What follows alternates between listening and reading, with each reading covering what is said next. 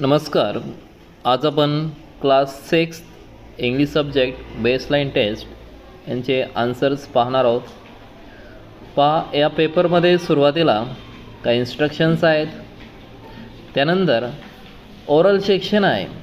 Oral सेक्शनमध्ये तुम्हाला observe the picture carefully and tell any 6 sentence on it, म्हणजे तुम्हाला खालील चित्र काळजीपूर्वक पाहायचे आणि त्यावर 6 सेंटेन्स तुम्हाला बनवायचे आहेत आणि यासाठी 6 मार्क्स आहेत.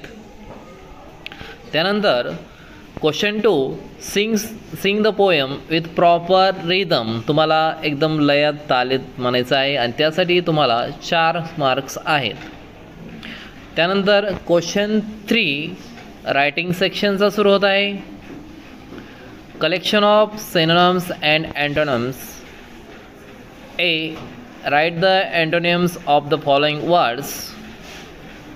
गोच्या अपोजिट लिहायचे, सॅडच्या अपोजिट लिहायचे आणि अपच्या अपोजिट लिहायचे. त्यानंतर write the synonyms of the following words. वेलच्या समानार्थी शब्द लिहायचा आहे, होमला समानार्थी शब्द काय आहे आणि टॉकला काय आहे हे तुम्हाला लिहायचं आहे. ठीक आहे, आपण आन्सर्स इथे लिहून दिलेले आहेत, तुम्ही ते पाहू शकता. त्यानंतर क्वेश्चन 4 आहे. Given below are some occupations and the related words. Write 4 to 5 sentence on any one of the occupation beginning with I. Autobiography म्हणजे तुम्हाला स्वतःचं आत्मचरित्र लिहायचं आहे, म्हणजे इथं तुम्हाला 4 ते 5 सेंटेन्स लिहायचे. खाली पहा, ऑक्युपेशन 3 दिले, तर एक टीचर्स आहे, टेलर आहे अँड मेकॅनिक आहे. टीचर्स काय करतोय? Write, test, examine, encourage. किंवा टेलर्सबद्दल जर लिहिलं पण वाक्याची सुरुवात आयने आली पाहिजे. I am a teacher, I give काय, आय राईट अ लेटर, असे वाक्य लिहायचे तुम्हाला.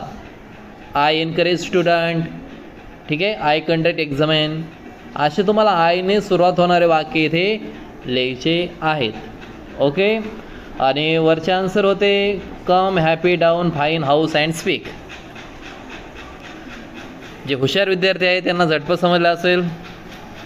क्वेश्चन 5 आहे. Read the following passage and complete the activities. इथे छोटासा पॅसेज दिला आहे 5 सेंटेन्सचा. Things in our surroundings form 2 groups, living things and non living things. आपल्या सभोवताली लिव्हिंग थिंग्स आणि नॉन लिव्हिंग थिंग्स आहेत. Living things are of 2 kinds. जे सजीव सृष्टीचे 2 प्रकार आहेत, त्याचे प्लांट्स अँड ॲनिमल्स, म्हणजे सजीव आणि प्लांट्स, वनस्पती आणि प्राणी. There are 2 types of plants. प्लांटचे परत 2 प्रकार येतं, flowering plants and non flowering plants, म्हणजे ज्यांना फुले येतात आणि ज्यांना फुले येत नाहीत असे. If you consider animals, we see that some animals lay eggs, they are oviparous. जे फक्त अंडी देतात त्यांना ओव्हिपॅरस म्हणतात. Some animals give birth to their young ones, त्यांना विवाहपरस म्हणतात. पहा, फर्स्ट कंप्लीट ॲक्टिव्हिटीमध्ये आहे सम ॲनिमल्स ले लेग्स. वरच्या सेंटेन्समध्ये उत्तर आहे, खालून 2 नंबरची वर त्यातच उत्तर आहे. ठीक आहे, ओवी काहीतरी म्हणताय त्याला. आणि सम ॲनिमल्स गिव्ह बर्थ, त्यांना विवाह. ठीक आहे, असे उत्तर लिहायचे होते. Complete the following way kinds of living things. यामध्ये first one is plants and animals. त्यानंतर बी सेक्शन आहे रिअरेंज. इथं सेंटेन्स दिलेत तुम्हाला 6 सेंटेन्स येतं, ते तुम्हाला व्यवस्थित क्रमाने लिहायचं येतं. ठीक आहे, पहा, पहिलंच आन्सरमध्ये आहे George Washington Carver was born in 1861. George Washington Carver यांचा जन्म 1861 साली झाला आहे. आणि 2 नंबरचं सेंटेन्स असं येईल, he lost his parents when he was a baby. 3rd number sentence आहे he loved plants as a child. Answer येईल people called him plant doctor. आणि 5th नंबर आहे he found many uses peanuts and sweet potato. आणि answer last option is Carver died in 1943. Question number 6.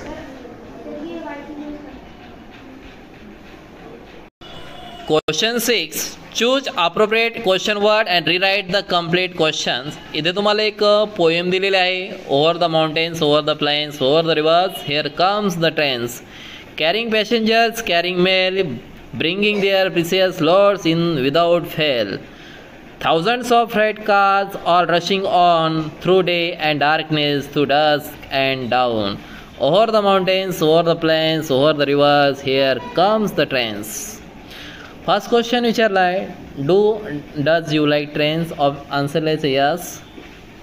What which does the train carry over the mountains, plains, rivers? Question C, does the train travel at night? No. आणि इथं पण तुम्हाला काहीतरी answer लिहायचं आहे. Question 7 आहे, make meaningful sentence by using the table below.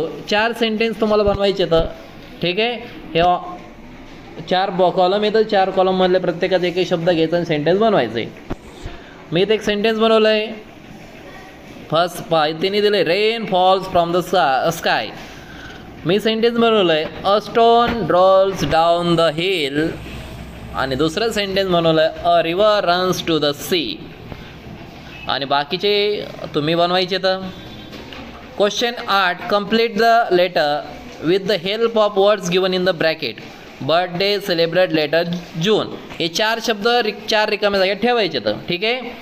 Dear Sai, I hope this is the letter finds you well. I am excited to invite you my birthday at my home on 27 June at 7 PM. It will be a lot of fun. I really want you to join and celebrate with us. Please let me know if you can come. Looking forward to seeing you. Your friend Saurabh. आणि question 9 खूप सोपा आहे. ज्यांना थोडंसं डोकं आहे त्यांना उत्तर येईल ठीक आहे. कारण की आता पहा 1 नंबरचं उत्तर सगळ्या जवळपास बऱ्याच जणांचं चुकणार आहे. कारण की पहा येस्टरडे 29 एप्रिल येईल, टुडे 30 एप्रिल. पण मुलांना वाटेल 31चा महिना आहे तिथं 31st करतील, कारण तिथं 1 मे येणार आहे. Yesterday 5 September, 6 September and 7 September. त्यानं क्वेश्चन 10 आहे, observe the picture careful and write 5 sentence about it with proper punctuation mark. विरामचिन्हाचा योग्य प्रकारे वापर करून तुम्हाला इथं 5 सेंटेन्स लिहायचे आहेत. आणि अशा प्रकारे इथे तुमचा पेपर झालेला आहे. धन्यवाद.